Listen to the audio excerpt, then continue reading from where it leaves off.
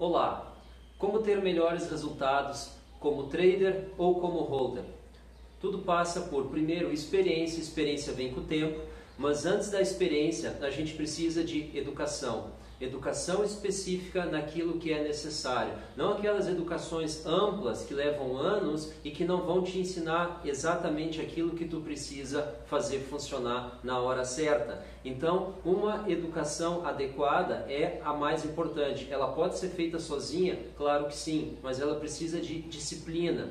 Então, o trader ou o holder, eles vão ter que estudar bastante. Mas o que? Aquele que quer se tornar um trader, ele precisa estudar outros traders. Quem são eles, o que deixou eles conhecidos, como eles fizeram, onde eles erraram, onde eles acertaram. Essa é a primeira. A segunda, no caso do holder, ele vai estudar a qualidade dos ativos. Então, ele vai ler muito relatório, ele vai ler muito tutorial, ele vai ler muita análise de outros especialistas sobre as tecnologias, sobre os ativos que ele escolheu. No caso de ações, ele vai ler os resultados e os relatórios que são divulgados pela empresa. No caso de criptomoedas, ele vai estudar como é que aquela tecnologia é feita, como é que ela se compara com as outras, vai estudar todas as principais. Ele vai entender isso, mas eu não sou da área. Mesmo não sendo da área, é possível entender. Então, ele vai fazer isso aí. Quando? Sempre, sistematicamente. Vai ter uma hora no dia, vai ter um dia por semana, onde ele vai se dedicar mais. Não é uma hora no dia ou um dia por semana. É uma hora a cada dia e um dia por semana, onde ele vai estudar isso, ele vai se focar e ele vai praticar isso daí. Então, ele vai ter experiência com isso. O que seria uma experiência de um holder? Antes, ele seria participar dessas redes. Por exemplo, ele vai baixar um nó das moedas que ele quer adquirir. Ele vai estudar, ele vai tentar instalar a carteira delas. Ele vai ver o que funciona, ver o que não funciona, ver quais são os aplicativos que estão rodando para essa tecnologia. Ele vai se tornar um especialista nas moedas que ele está escolhendo e está testando, porque aí ele vai conseguir enxergar o que vem mais adiante, onde elas têm vantagens, onde elas têm desvantagens. Do contrário, ele fica refém da opinião alheia. O trader, existem várias metodologias, por exemplo, de análise técnica. Ele vai estudar elas, ele vai conhecer elas, ele vai experimentar elas, ele vai ver quais que melhor se adequam ao seu perfil. Conjunto de indicadores, existe o que a gente chama de lagging e leading indicators, indicadores que são atrasados ou indicadores que antecipam movimentações.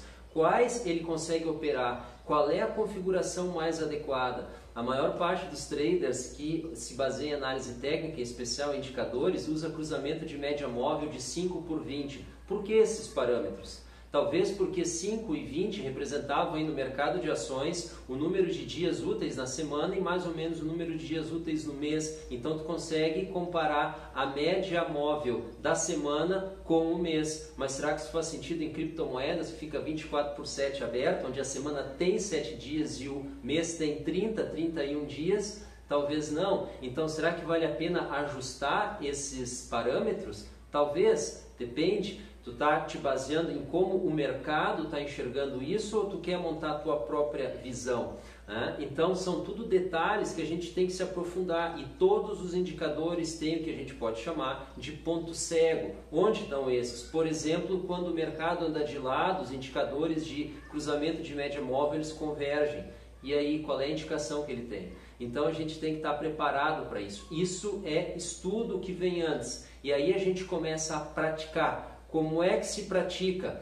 Baster.com é um fórum da qual a gente não é associado, mas a gente conhece. Nós aprendemos muito ali. A regra principal que o Baster ensina é opere pequeno. Não começa operando com grandes quantidades. Opera com uma quantidade suficientemente pequena para tu deitar e dormir tranquilo. Se tu não consegue te distanciar do mercado, se tu não consegue dormir tranquilo enquanto está com uma posição aberta, ela está grande demais. Vende até que tu consegue fazer isso, nem tu tem que vender tudo.